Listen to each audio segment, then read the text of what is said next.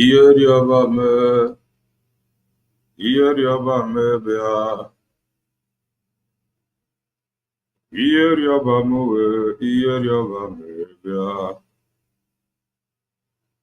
Iyeriobame, Iyeriobame bia, Iyeriobame we, Iyeriobame bia, Omotu obi dị onye, Omotu obi dị onye bia, Omotu obi dị onye, Omotu obi dị onye bia. Omotu osi dịrị ime, Omotu osi dịrị ime bịa. Omotu osi dịrị ime, Omotu osi dịrị ime bịa. Omotu osi dịrị ime, Omotu osi dịrị ime bịa. Omotu osi dịrị ime, Omotu osi dịrị ime bịa. Ebube gị juru igwe, ebube gị juru igwe n'ụwa chi m. Ebube gị juru igwe, ebube gị na-achị achịchị m. Ebube gị juru igwe, ebube gị juru igwe n'ụwa chi m ọba. Ebube gị juru igwe, ebube gị juru igwe chi m. Ebulite ụzọ atụba, ebulite ụzọ atụba chi m. Ma mbuli elu ụzọ atụba, ma mbuli elu ụzọ atụba chi m. Mambulegelu ụzọ atụba, mbulego ụzọ atụba chi m. Mambulegelu ụzọ atụba, mambulegelu ụzọ atụba chi m. Osi nwa dịrị nne ya, osi nwa dịrị nne ya bịa. Osi nwa dịrị nne ya, osi nwa dịrị nne ya bịa. Chim onye na-echere m, Chukwu onye na-echere m bịa. Chimonye na-echere m, Chimonye na-echere m bịa. Igbo bụ Igbo. Igbo bụ Igbo, birikwenio, birikwenio, birikwenio. Ụtụtụ ọma, ihe ọma, mgbede ọma, depending your time zone. Anyị ya dị ka echi, maka na echi adịghị agwụ agwụ ka anyị na-agbaga ọ bụ na isonyebe. What are you waiting for? Click the like button, subscribe, comment, share. If you are just coming across our channel for the very first time, you are welcome. This is Kelena TV. We are live and we are direct, bringing you the gospel of redemption by your doorstep. If I make common sense, the reason I brought him school, I just want to make common sense as always. Happy new week, everyone, depending for where you are viewing us from. This week,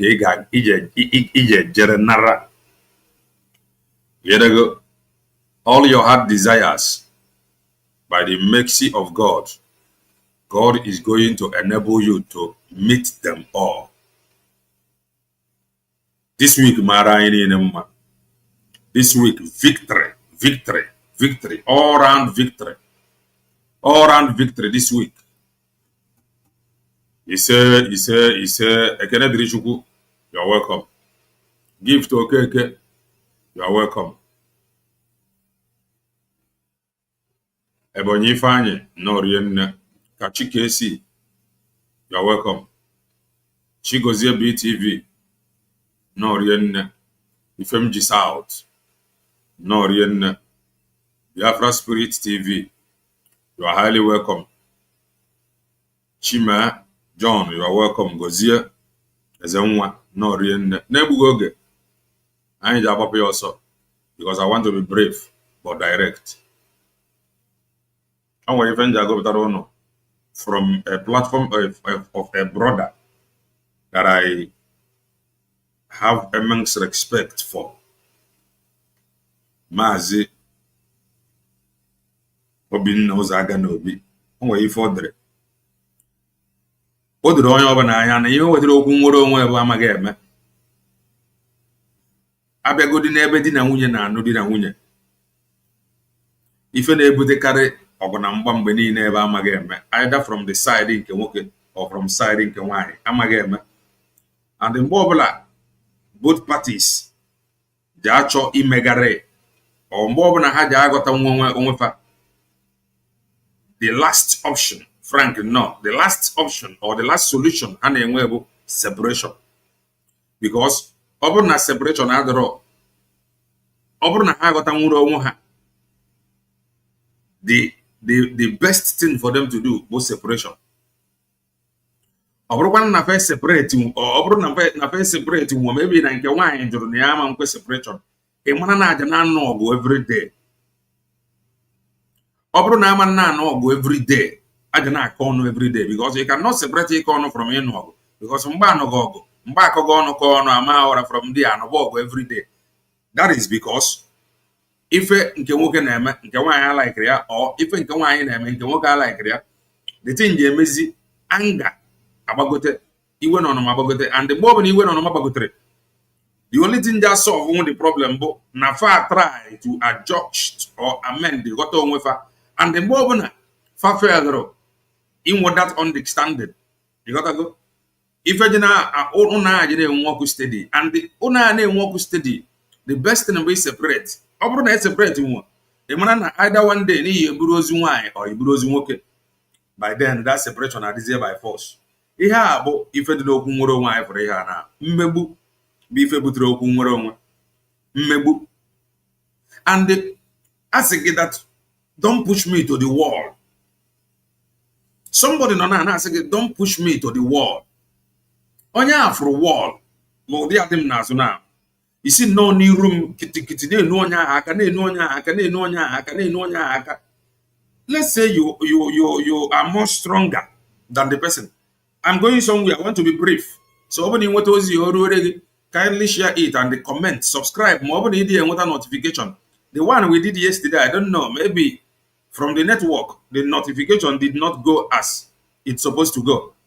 So from my front now again, because you are stronger than the person. The person push the person put you run a wall like this. Now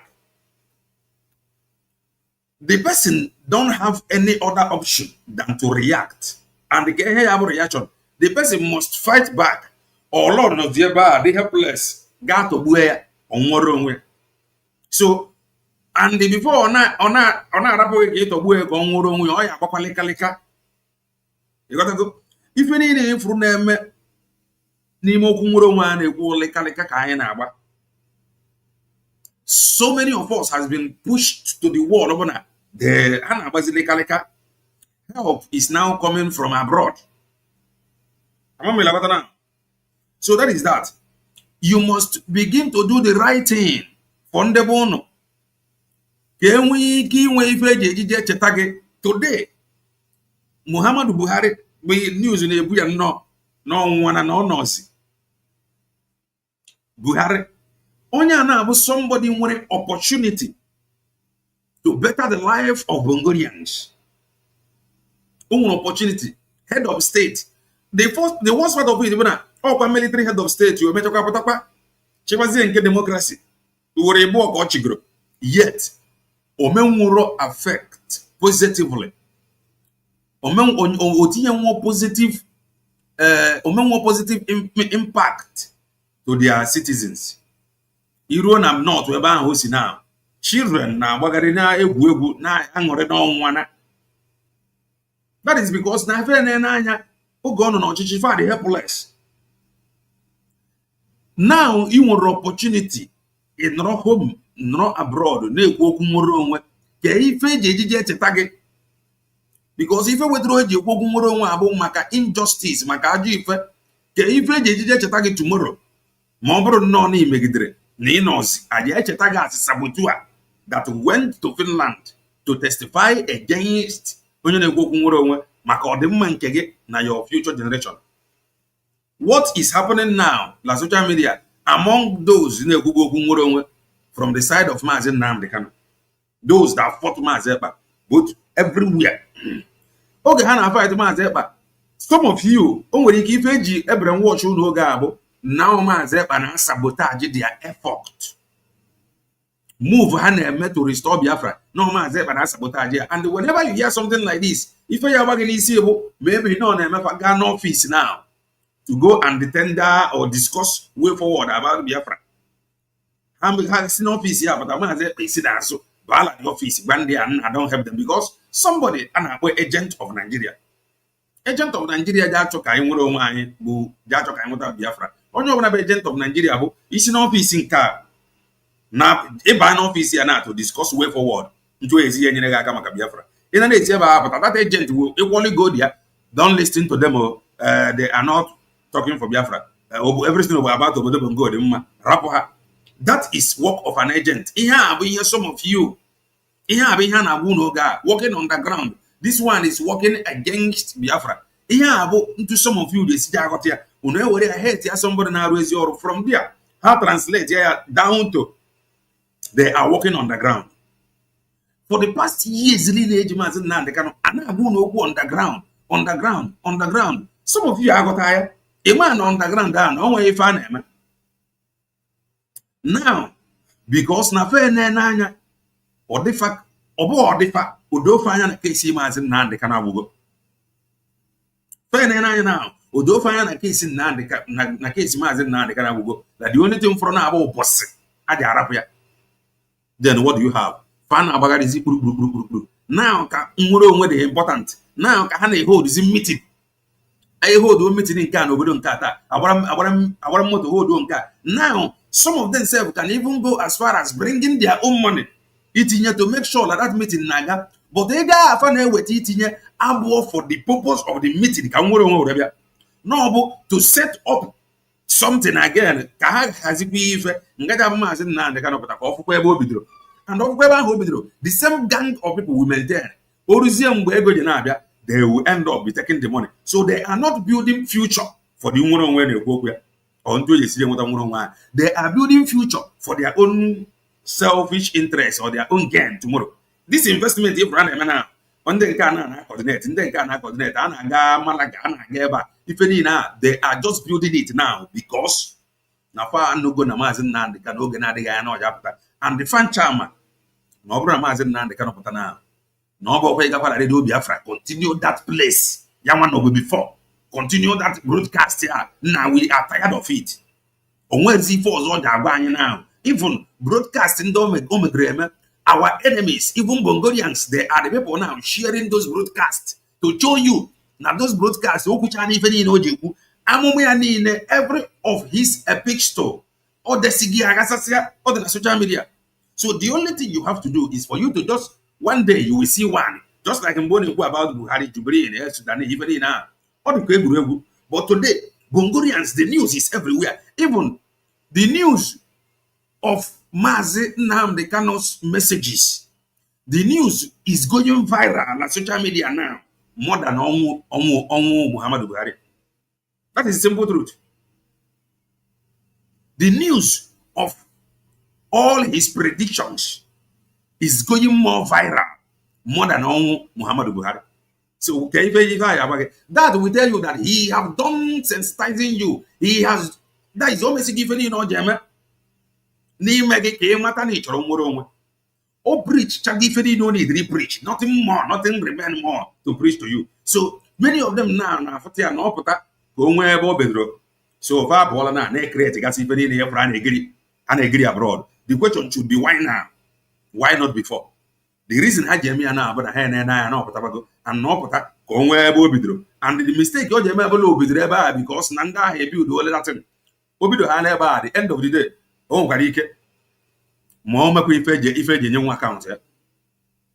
now the question should be now that is in the fight Dr. Ngozi Oraveze, all of a sudden they fall back. From that fall back within the fake recall rigging. The question should be, why if you were not in a hurry? If I had a yoga, why are you in a hurry? Knowing fully well, knowing an appetite. Never see no one even a condition and was all avatar. Why are you in a hurry? He remove why? Common sense, maybe now some of them have understand that they were in error. For them to save Irufa, faces here by Gadaka no where my account to that we have seen many months ago. So everything over the mother no one with a reason. Reason in the Gaja Bagana, creating as a group by POBDOS. And at the end of the day, as an Mazin Nani can no longer have so how and come on, Nani can put now. Every we are scattered. At least over the half 1 or 2 units, how you present to Yama. You got to go. So when they can now, can they find out there? Come on, Zepa. Or Tabago. Hey, because here, be a Pussy brigade, name has an amount ask them to fall back to. Maybe I the brigade. Maybe I put the brigade, Mazepa, tell them to fall back to. Even the brigade own herself that was telling you that is defense fund, they are no longer writing defense fund fundraising. The other group that separated from brigade, they cannot even write defense fund again. Everything with a motive. But let me read this out. It's important. I read it out. You got that?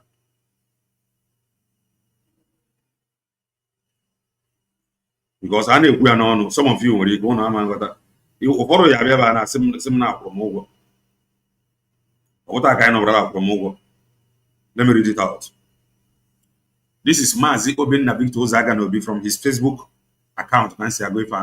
For nearly 4 years, IPOB Nigeria DOS used underground work to mislead some into believing they had something to offer, when in reality, they had nothing.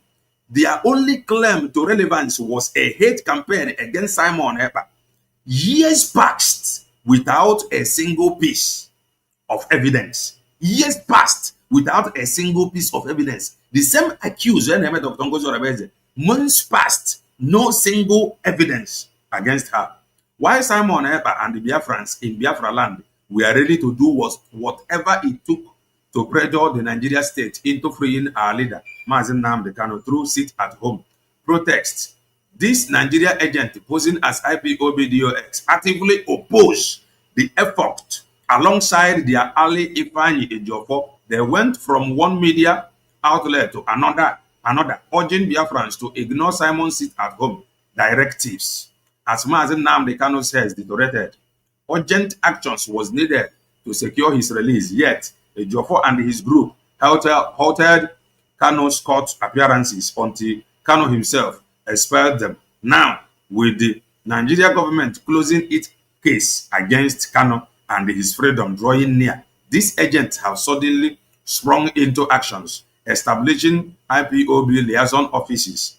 They defined Kanu's order, believing in how the president about liaison offices. The question should be, why now?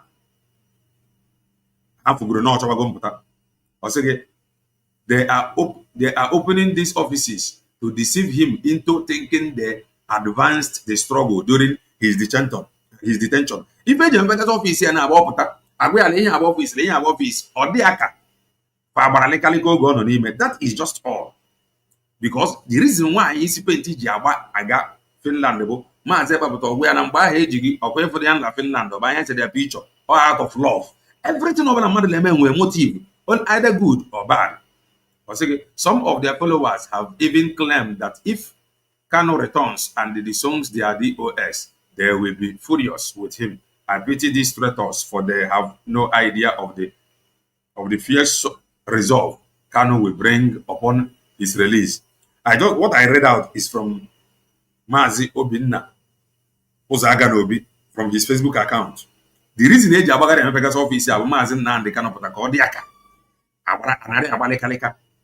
Obro no boya, why age Abalekaleka now instead of 6 months, 5 years ago?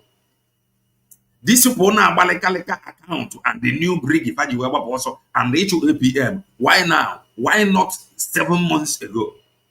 Because injustice before we trade you wrong. And the Biafra, the righteous, Biafra the pure, Biafra the holy. Or if for Jane, man, before we trying Jasimba, Nain Japoreba, Kaisino Rupo, none of the wine over there, no the Anyaruma. A man never is comfortable. Somebody are now forced to remain there. He don't know how to go out. So all these things, if we name all this IPOB and this Biafra struggle, evidence I have said it before.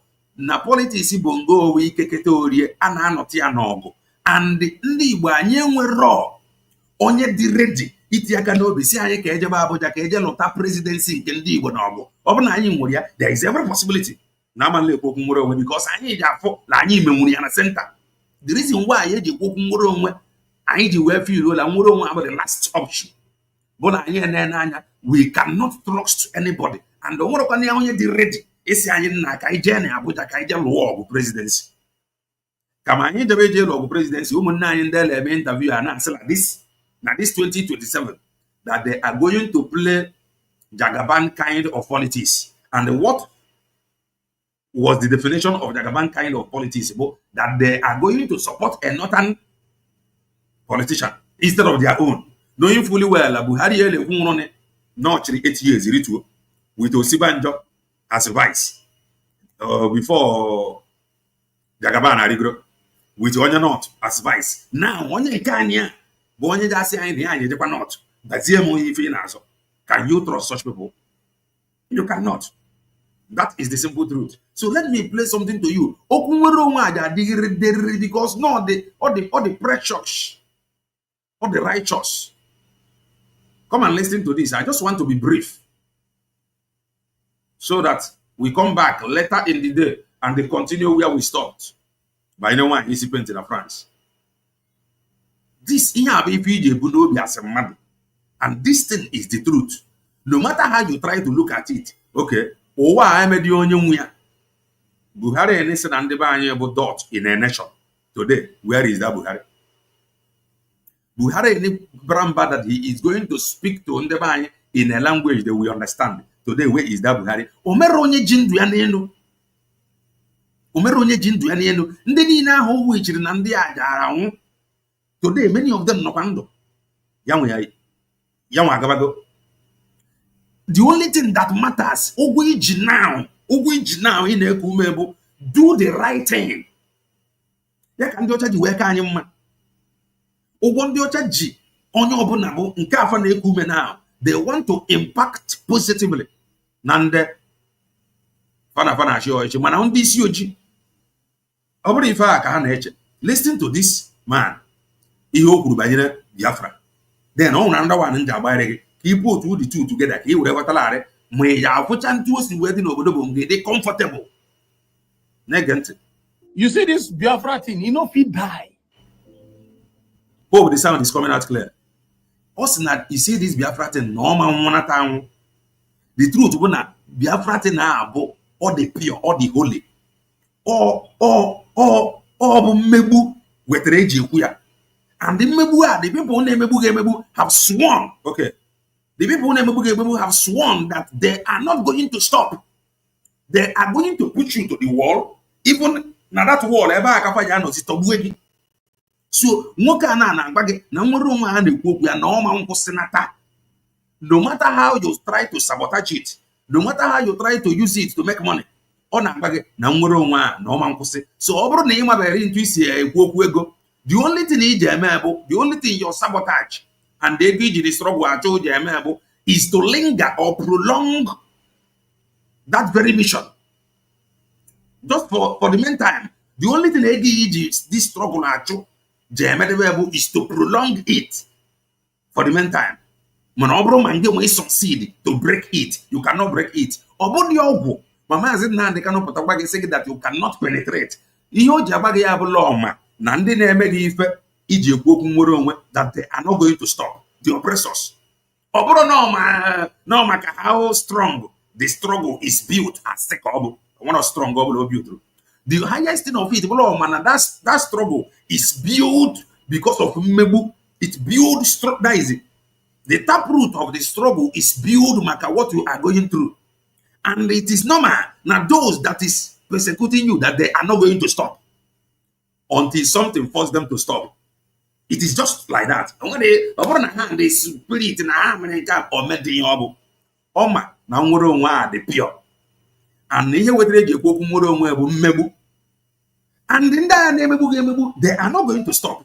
They must continue to push. And they go on your own reaction, you will continue to ask for Umurong. So no matter years of your betrayal, the struggle, agwaghị m ha akaụntụ ịjụ. It can only linger some certain things, delay some certain things. But over man can stop ya, you cannot stop it. That is the simple truth.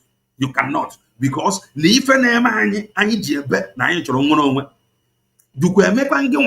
only thing many people as an avenue to make money. The oppressors, they are not going to stop. Waterway, Ruga, cattle colony, cattle route, or main for Abia to make sure even now, all your governors, Fabian and Father free. Just come, I will give you land free. I will give you. I am going to show you that they are helpless. Stop zi wundibem. Biana menegala free. Ma rogi olo. Ma rogi ola auko. Ma babrugi mmiri. Make sure ne the comfortable imeba. But ceasefire. Ibuzinen dibem. The man, the woman have already accepted defeat. Odogi anya that he don't know how to stop these people. Okay, manabiani. About 30 acres of land. Yeah? Come and take it. Maroni and many free. Maroni all out free. In the detriment of indigenous population. Indigenous population, then I will go. Now when you want to center. This if all these men they go that you cannot stop this very struggle. Because Nandi here they determine in Ragana. And the people who they helpless. So come over way to far. Then in Gimanozin and Gana now who woman now who walk. Man, I want they did ready in Ragana to show you that your leaders are helpless. I never free. Rora full of free. Never free education. Mary he over the hatcho. In fact, honey the good have free to make sure na stop rebuilding. Man, I get one with the name.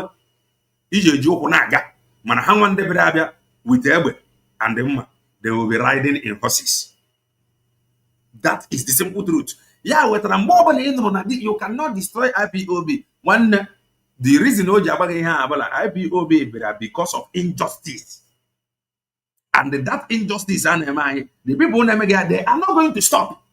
And for the fact that I stop, bro, one person among the men than the IPOB and no matter how you try to sabotage that one person, his voice or her voice must be heard. Listen to this. You see this Biafra thing, if he die.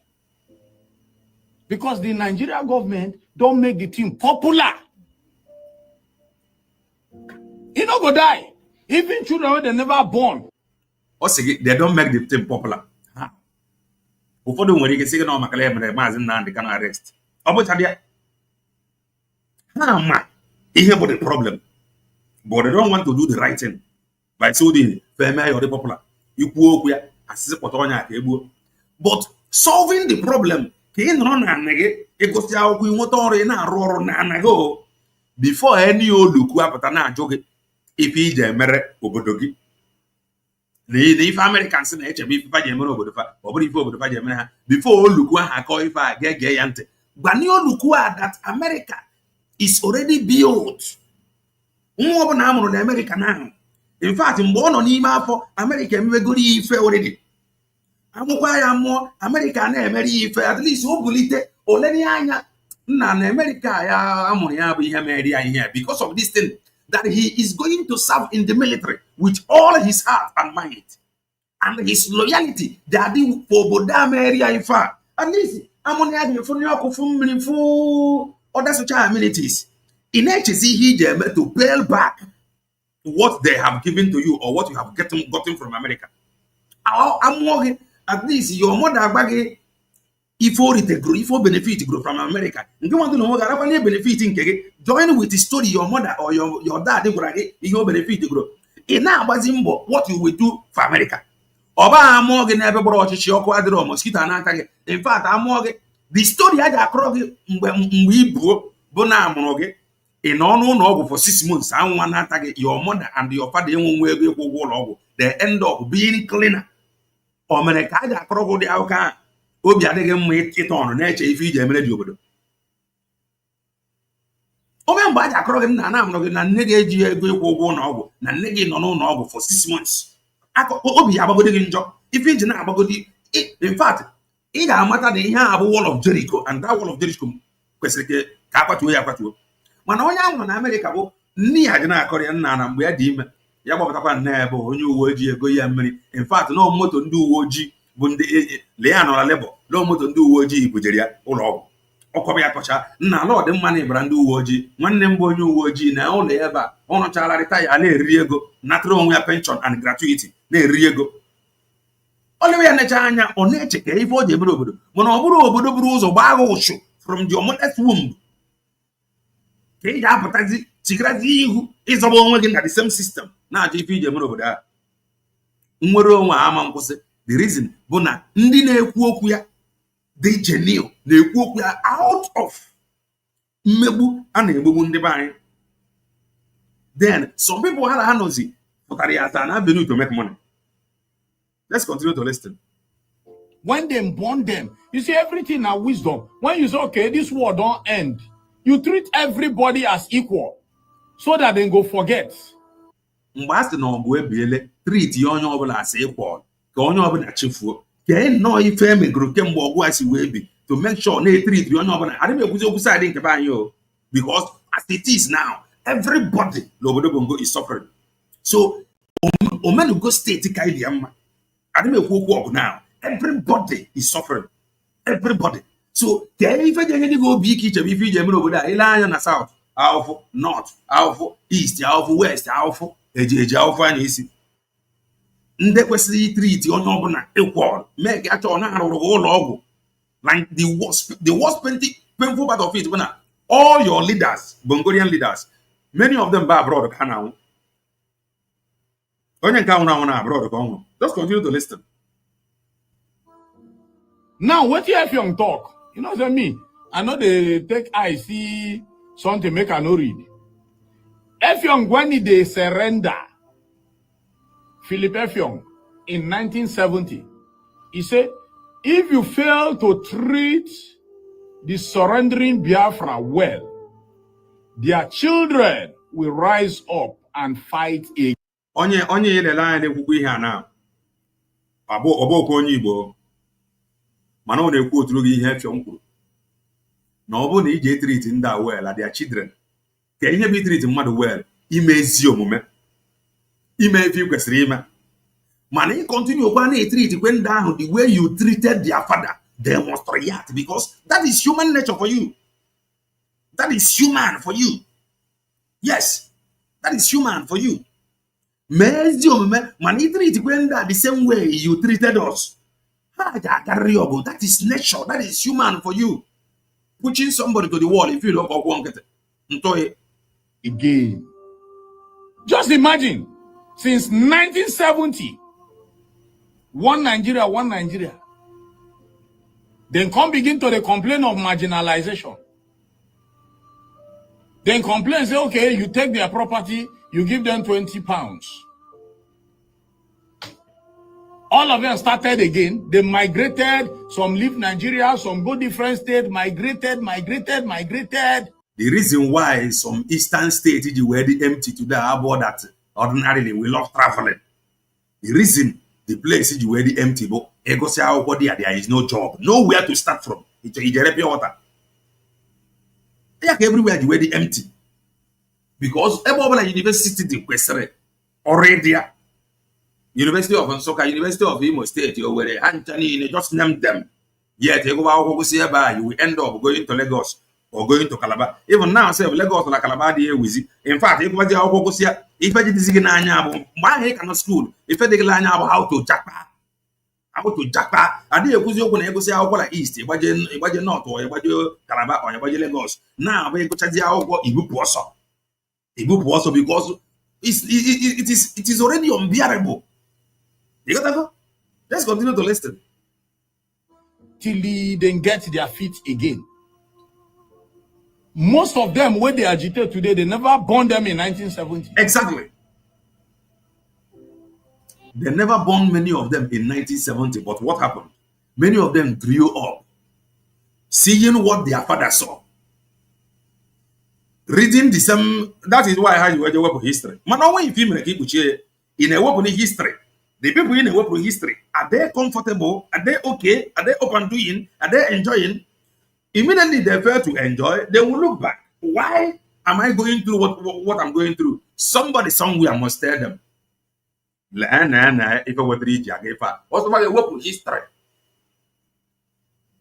Or the person must grow to question one or two. Now, why this suffering from morning to night? Why? What is happening? I got something. The same way, now. If you don't treat this people right, if you don't treat these surrendering children right, their children is going to fight tomorrow. Is treat really right? The answer is no. Why is Mazen Nandi kind of talking about Biafra? Because he have seen that they can never treat you right. Why is Mazen talking about Biafra? The reason is because he have seen that they can never treat you right. So if you say a country is a country, treat every citizen equally. Every citizen equally. No citizen, Nobodo Bongo is better than any other citizen. The only people that is better than other citizens, but those that they are father politicians, the better. And then they are very big and they can the better. Apart from that, nobody is better than each other. Everybody is suffering. Yoruba, knowing fully well, no one never.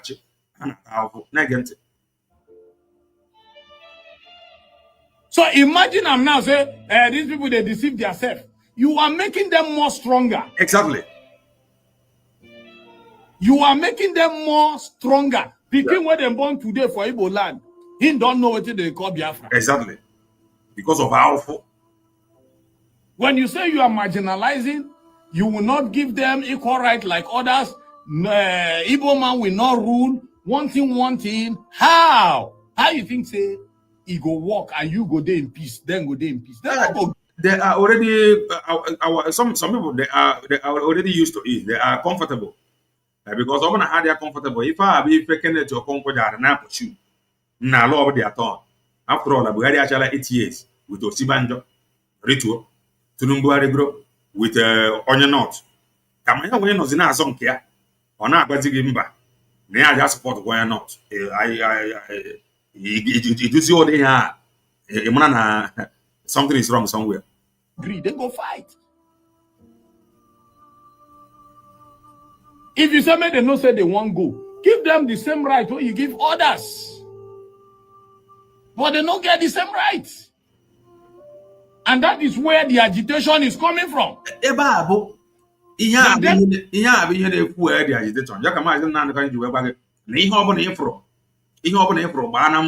To destroy IPOB that you cannot. Because IPOB, the reason why you had injustice. So, and the people doing the injustice to you, they are not ready to change tomorrow. They can't. As again, that power is taken, not given. They cannot just call you, come and take this power or your rule for 8 years. They can't. You must go. You must fight for it. You must fight for leadership position. Then we now have politicians that is not ready to fight for it. They will now join force with the people from the north that is ready to fight for it. And now on national TV. They develop their own land by themselves, privately, economic wise. Seaport, they there, you know they work. They no build them. I mean, rivers, they there. You don't understand? So what are they talk in general? You see all these politicians where they call you, hey, come help us. Hey. Now when it backfire, when they sign budget, approve budget, they know they call you. Exactly. But when quarrel there between two of them, leave them. The same law where they take commot one person, in future that same law go work on against another person. Okay. So why would they kill yourself? So that is that. Let me bring you another. You will see now. You will if you not drive or even if you are the agitator. Come and listen to this.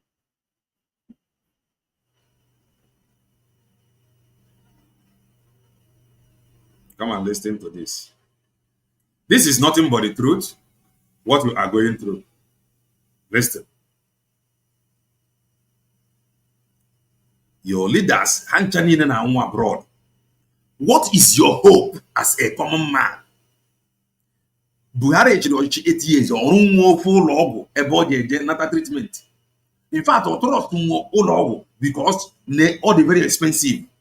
They will rather take the money to abroad, like expensive hospital abroad, rather than spending the money in their own country to even make the citizen. In fact, in Makono come myself now. No one over na bongo. Name every month we work 1,000 naira na salary. I say no na for health insurance na government hospital. Ngaja abo mbo no ore. Ebuji ano no go treat free of charge. This is how these people develop their country.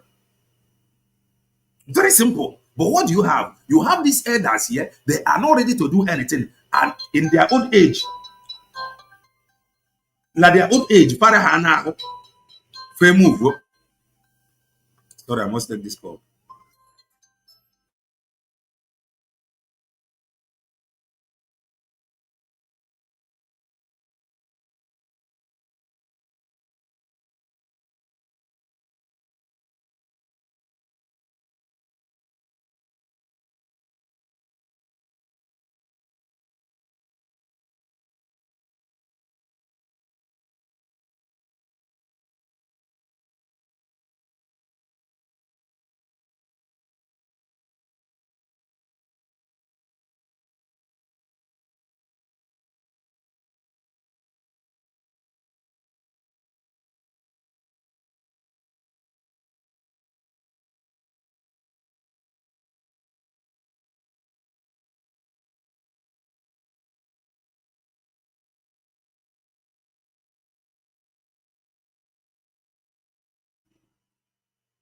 Sorry about that. So let's continue to listen. But today we have 2 head of states, 2 former presidents of Nigeria in London hospital. They are sick. No hospital to take them in Nigeria. No as at today. Now, Obro hospital, ebe these 2 retired, 2 former president, head of state, ebe treat pay your own faith. The problem is you want to bongo. Imangota the danger, imangota the implication, imangota the handwriting on the wall. Imangota man those that is asking for that is asking out, they understand it. Ndị na-achị obodo enwere ụlọ ọgwụ ebe fa na treat be fa na anwụ mana abroad ka fancha na anwụ. How about you? Oh ya wetara mmadụ pụta o kwesịrị mmadụ jụọ gị ife ije emere obodo bongo nke chebe ije emere obodo bongo were aka ntị jawa ya ntị ka ife dị obodo megoro gị. And these are elders kwesịrị ime ka your life this as a Bongorian at least o ife fa mere obodo ka ọ ga-abụ ibi n'efu ya ina ife onye a mere obodo ya nwa mere gị. Then ilechazie yi chebezie ife ndị nwa ji emere obodo ka ịdị ka onye a. The only thing iji asị nwoke ime ka Muhammadu Buhari na bụ ka ị gbawale kalịka bụrụ Nigeria president. That is just all. Because nothing whatsoever to emulate from this tomorrow na ya founding father. Nothing. O mere a good character. Ihe iji asị no ife iji eji were eme this man emulate. Ọ bụ free education ka o nyere. Ọ bụ 24 hours electricity ka o nyere. Ọ bụ change in okwu okwu ya ka o wetara a positive change. Rather, or a very dangerous negative change ka o wetara. Ka ife onye abịa founding father. Then ị na-agwazi obere nwa. Oh, come and think what we will do for Bongo. Whereby the elders that have lived before him, no one if ham at all. Or you read my thought, my batch of even Jamaria. If a bongo may go room, America, ancestors here, those in America. Ibinite, if we ever have the break. In Echizik, every German America. Mananke Bongo revises the case. Negant, head of state, you. Let me take it back. I just want to be brief.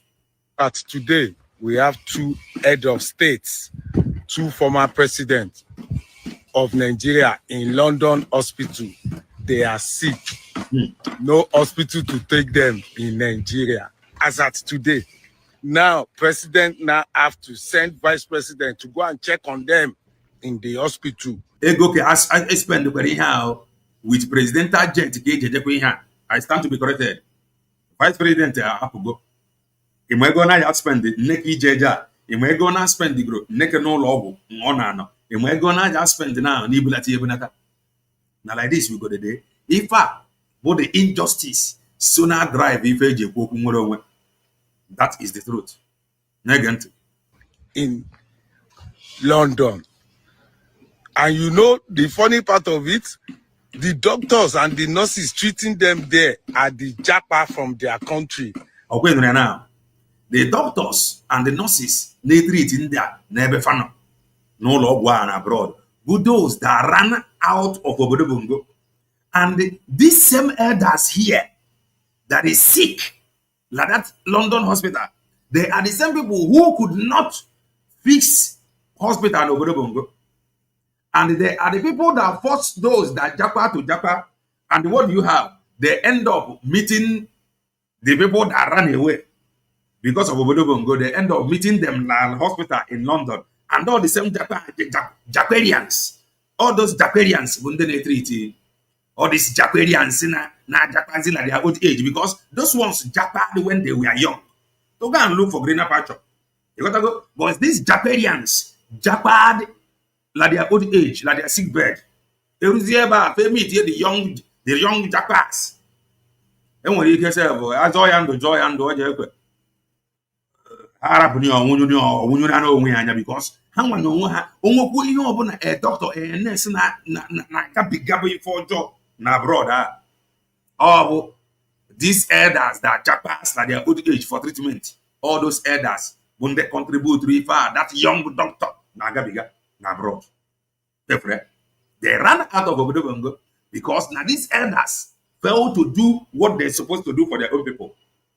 Heruni abroad, they were on. These same elders now japa because of sickness to the same hospital. We are those that japa when they were young.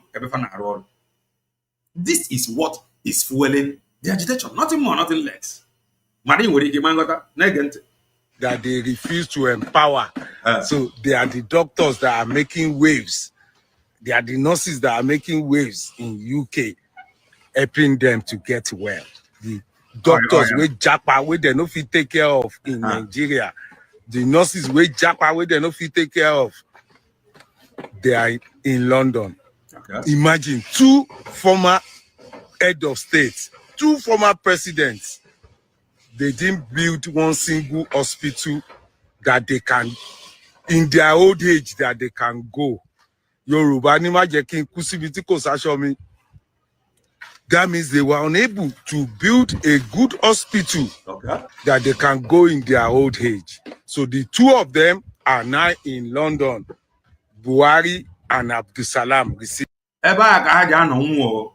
And nke hanta na eba ụlọ ọgwụ niile bill ya dị n'isi Obodobongo. Mbunata ha dị n'isi ha. Ijekwa eje ki ezijiro eje na bill ya dị n'isi taxpayers money. And Igbo tax mmadụ ole akwụ tax mmadụ Obodobongo nke kwụrụ akwụ ejiri eme gịnị adị m asịkwa ga akwụla tax yo continue paying your tax mana that natural resource a na-amịpụta from anyị be anyị ebe a ga-esi onye ọbụla si adịrị ọcha na-ege ntị receiving treatment, and part of the doctors and nurses treating them are the japa. These are Japarians. I now nickname them Japarians. Young japa that ran away out of bad system in Obodobongo because of these same elders that failed to create social amenities for the youth japa to London, Brunos. Then the old cargo elders, now Japarians, now London hospital. You got to go. Ever the fellow Japa people, they need 3 tifa. Open the hand charge, they need 3 tifa now. They are all Japarians. They refuse to empower in Nigeria. Do you see the history? So if 2 head of states are abroad and when they are sick, they are receiving treatment. What about 200 million that are not head of states that cannot go abroad? This is crazy. Mana ị nwere ike ịma nghọta ife a bụ ife na-drive nwere onwe a two head of state na abroad for treatment. How about over 200 million Bongolians that cannot afford treatment abroad? Fa nwere onwe fa ya wetara iruo n'ụlọ ọgwụ fa agba gị you must deposit 150,000 before a na-ebetụ ya aka. Ọ bụrụ na ị nwee that money to deposit ga nwe ebe a ya ka eji aka bịbụ ji anwụ any how n'obodo Bongo. Ana m agba gị na people adịghị anwụ abroad, mana ihe na-anwụ na abroad ọ na-adị difficult ịda aka nka kpukpu before nwụọ. In fact, people na-anwụkarị na abroad bụ maybe na onye a na ọrịa ọrịa ya from young age rabịa zọbụ ya ndụ efu na-azọ ọnụ ya ndụ ọnwụọ. Ọla onye ahụ nwụrụ na accident nwụọ ozugbo na-enwe accident ọnwụọ instantly. Ya bụ na ụdị ọnwụ a dị, mana obodo Bongo people na-anwụ ha. Nwaanyị na-anwụ n'afọ ime, nwaanyị na-anwụ na labor, people na-anwụ na accident, people na-anwụ out of carelessness, accidental discharge, agbatuo mmadụ, people na-anwụ how. Somebody ji anọ now kama doctor and the nurse si n'ụlọ ọgwụ ịzọ ndụ agbaghị jee weta report from Obieke anaghị na onye ahụ na-anwụ onye anwụọ before na-abịala with your report asị gị bụrụ onye agaba. The people caused through something like that na-eme bụ ndị a now that is abroad receiving treatment. Somebody ji anọ na point of death na-anwụ doctor agbasịsị glove ọgba n'aka gasa gbaghị jee chọọ 200,000 weta deposit before na-emetụ ya aka. Iji enwe 200,000 ha ji ana ebe a na-enene onye ahụ nwụọ ịbịakwa ebe a ya chajiere gị ego bed ịkwụ ụgwọ bed before iburu ozu a remove iji akwụkwọ ụgwọ a dị ozu were ndị a. Ndị a bụ elders a bụ ndị mere distance or like that ọ dịrọ ntu a abroad. Young people are winning how n'obodo Bongo. Either jee weta Obieke akwụkwọ from Obieke ndị uwe ojii iji ana ebe ahụ onye ahụ nwụọ jee weta 150 or 200,000 before na-emetụ onye ahụ aka before na-agbaghachara onye ahụ nwụọla. It is no longer about humanity. Your leaders, two former head of state in abroad receiving treatment. How about over 200 million people that don't have access to clean water, that don't have access to better road? Talk more of ịga abroad for treatment. Ihe a bụ ihe na-efuelu nweji ekwu okwu nwere onwe. So no matter how you try to sabotage by iji the freedom where ya mere ife eji akpa ego, you cannot succeed. You can only delay it for some time. Mana ọ bụrụkwa ma mmiri nwere onwe ahụ ọ ji abịa ihe wetara o ji ejije abịa and ihe wetara eji na-ekwu okwu ya bụla these elders na-anwụ now. Their fellow elders cannot even think na let me do the right thing. A dot in a nature ejebego ọpịago taya. Dot in a nature ọpịago taya. Those dot ekwechirikwe. Bie ndụ ziri ezi n'ebe ọ bụla ifuru onwe gị maka echi ọ nwụrụ na be ha na-agbagharị ụmụazị a na-agbagharị n'ọnwụọna ọ nwụrụ na abroad. Check ya the history of Bongo. All of them na-anwụ abroad. Ihe a bụ ihe na-drive nwere onwe. Na-ege ntị. To receive treatment. You see how selfish our leaders are? Okay. Now, our current president now still send our plane to go and visit them outside on their sick bed. Yes. Is that not a sick nation? Is that not a sick nation? As long as you continue to have sick nation, you will continue to have sick citizens. That is the simple truth. And the sick citizens, they must find how to or where to cure themselves. That is it. That is it. If I be fan agabiga, if I be fan drive nwere onwe, ihe a ka o ji wee dị very difficult na eji destroy nwere onwe. It can't succeed because of the pụtara nwere onwe as an avenue to make money. You can't succeed. Let's listen to it for the last time. What a country. There was a country. Let's listen to it uninterrupted. But today, we have two head of states, two former presidents of Nigeria in London hospital. They are sick. No hospital to take them in Nigeria. As at today, now president now have to send vice president to go and check on them in the hospital in London. And you know the funny part of it, The doctors and the nurses treating them there are the japa from their country that they refuse to empower. So they are the doctors that are making waves. They are the nurses that are making waves in UK, helping them to get well. The doctors with japa, where they no fit take care of in Nigeria. The nurses with japa, where they no fit take care of, they are in London. Imagine 2 former head of state, 2 former presidents, they didn't build one single hospital that they can, in their old age, that they can go. Yoruba ni ma jẹ́ kí n kú síbi tí kò sáṣọ mi. That means they were unable to build a good hospital that they can go in their old age. So the 2 of them are now in London, Buhari and Abdusalam, receiving treatment. And part of the doctors and nurses treating them are the japa they refuse to empower in Nigeria. Do you see the history? So if 2 head of states are abroad and when they are sick, they are receiving treatment, what about 200 million that are not head of states that cannot go abroad to receive treatment? You see how selfish our leaders are? Now, our current president now still send our plane to go and visit them outside on their sick bed. Is that not a sick nation? What a country. There was a country. It is really sad. It is very, very sad, I tell you. All your leaders, Baziemu hope. Hope. All your leaders, Fanchana abroad. Yeah, with people who nobody cares. Because Hane use that also. Because far roll logo now. Standard. Father your logo for treatment or check-up. For no Zadium.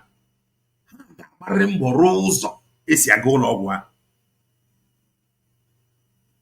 But ham also, if a plan abroad for treatment, man, it does also becomes problem. The truth, the reason I may abandon book, now we get it on it actually.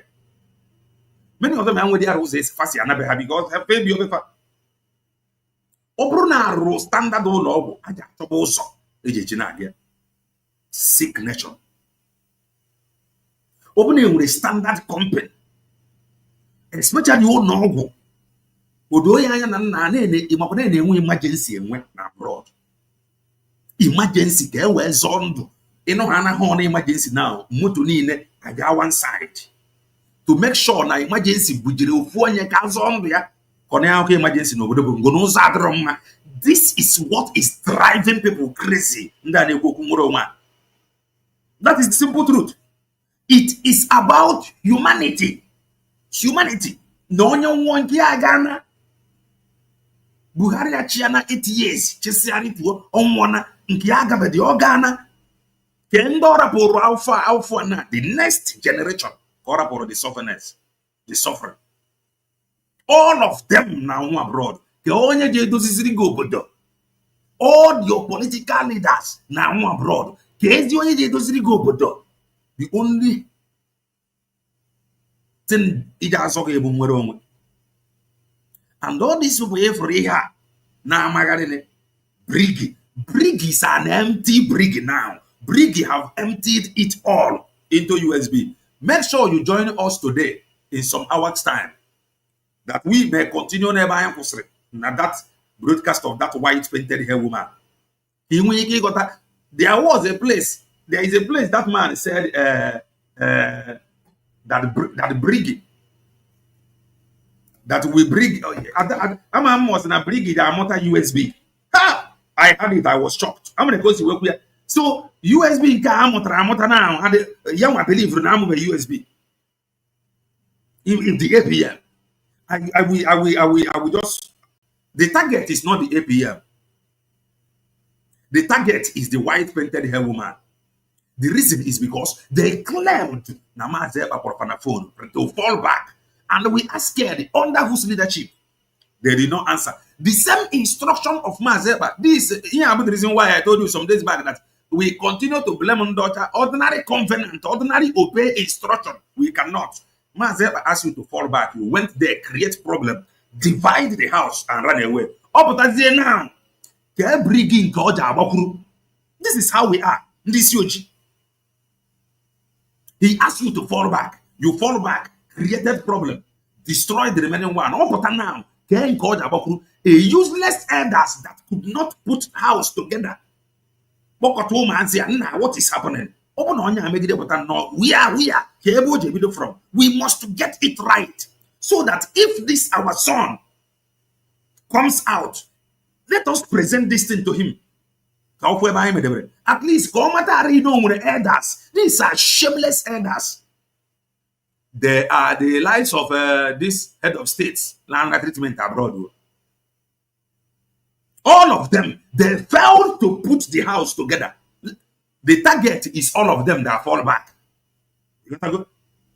There is somebody I really actually covered because of one or two. Our people, that is it. We must begin to think. Ordinary instruction you cannot obey. You get information from Mazeba, Sue Dr. Ngozo Arabeze. You get information from Mazeba to fall back. You fall back. You could not manage a follow. You ever destroy a map. Feel you can never with ego. You make it in that ego. The function you never endure. You make it in sorry. That is the truth. Emmanuel can Yeligwe can ekwu Wabo ya bekwu ememe Odigo onye dika gị. May the Lord bless you. May the Lord keep you. May the Lord protect you. May the Lord go before you. Leveling every mountain. Level every mountain. And they cause every crooked way straight. This week, may the divine hand of Ezechiel Kikabiama deliver you. On that evil day, may you escape. Join us in some hours' time. Now, Ezechiel Kikabiama. He said,